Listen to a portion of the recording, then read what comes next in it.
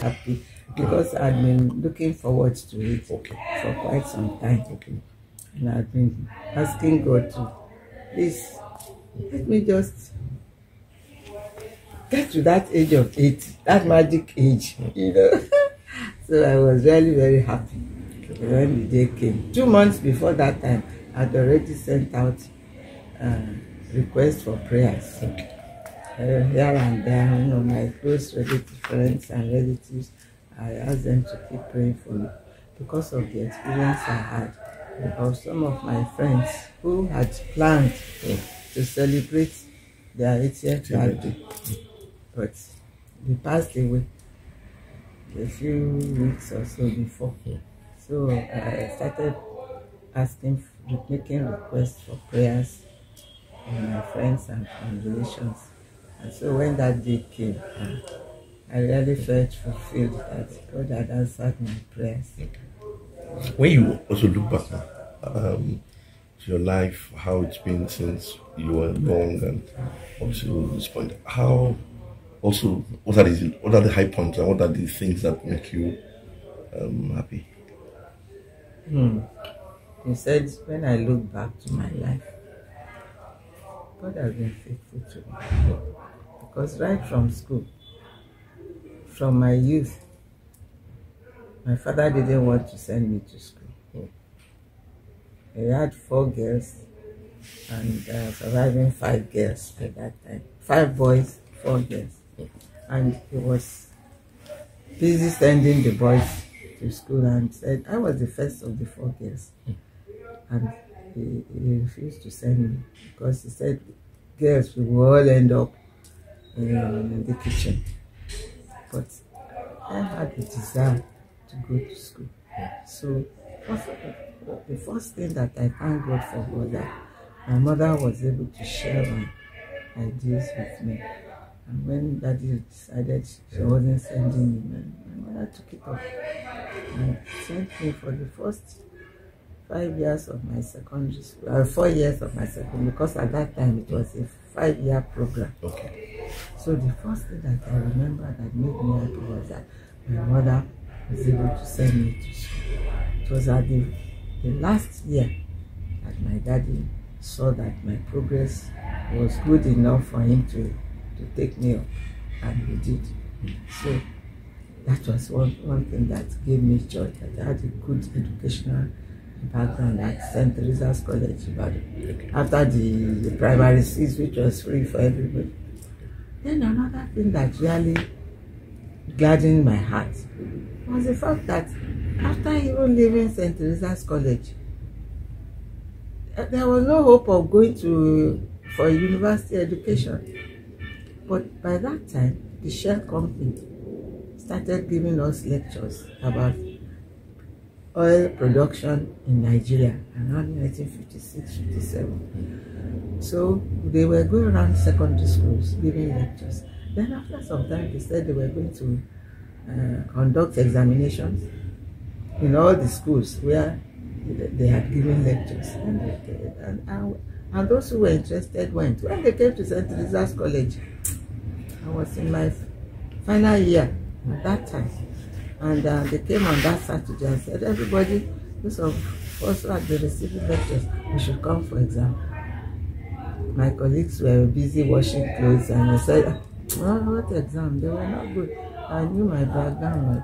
I went for the exam. I was the only one who sat for that exam on that Saturday. And as God will have it, I did well. And Cheryl gave me a scholarship to go to university. Hey, you could imagine. So when I looked back, by the grace of God, I went through my university education on share scholarship.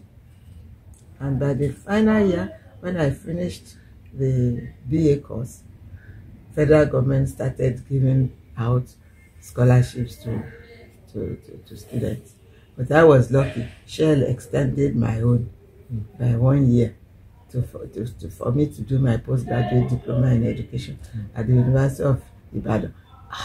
Another course for joy. So that was how I mounted to a level where I could say, well, Now my husband was ready to marry. He had finished, and I was in my final year. So, by the grace of God, He gave me the type of man that suited my desires.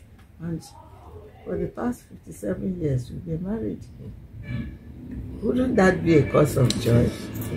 Then I went through difficult times, challenge health-wise. I survived that cancer. I had breast cancer. I survived it. People were surprised.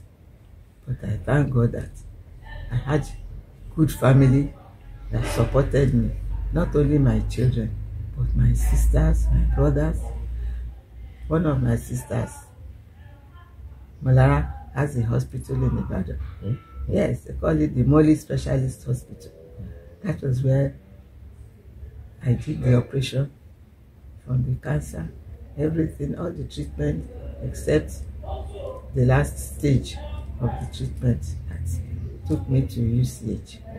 I did the final stage. I will remember it now. It has to do with X-ray, all this. They had to X-ray us to see that all the cells, the cancerous cells, were burnt out of the body. And so I had a very good team of doctors led by Professor Campbell. I had 5 of us in his unit. I will say, well, 2 of us died, only 3 of us survived, but I was one of the survivors. So that called for a lot of joy for me. Then, when I started working, I discovered that everywhere I walked, the Lord was with me. Right from Lagos, Atia, Comprehensive High School, to Islamic High School in Ibadan, to Fuashaye Girls Grammar School, all the places where I worked, Akure, Ibadan, everywhere I worked, I was enjoying the favors of God. Until state creation. Daddy and I were in Akure when the states were created. And by the grace of God, He said, everybody back to your state. So Daddy came back to Ogun State, and I had to follow him. Anywhere he went, I made sure that I went with him because of the children. Because I've had 4 children, and they all need personal parental care. And so if he was transferred, I would go get it transferred. When we were in Lagos, he was transferred to Ibadan. Came back to Ibadan with him. When we were in Ibadan, got a transfer to Akure, I went with him. When he was in Akure, states created, came back to Ogun State, came back with him.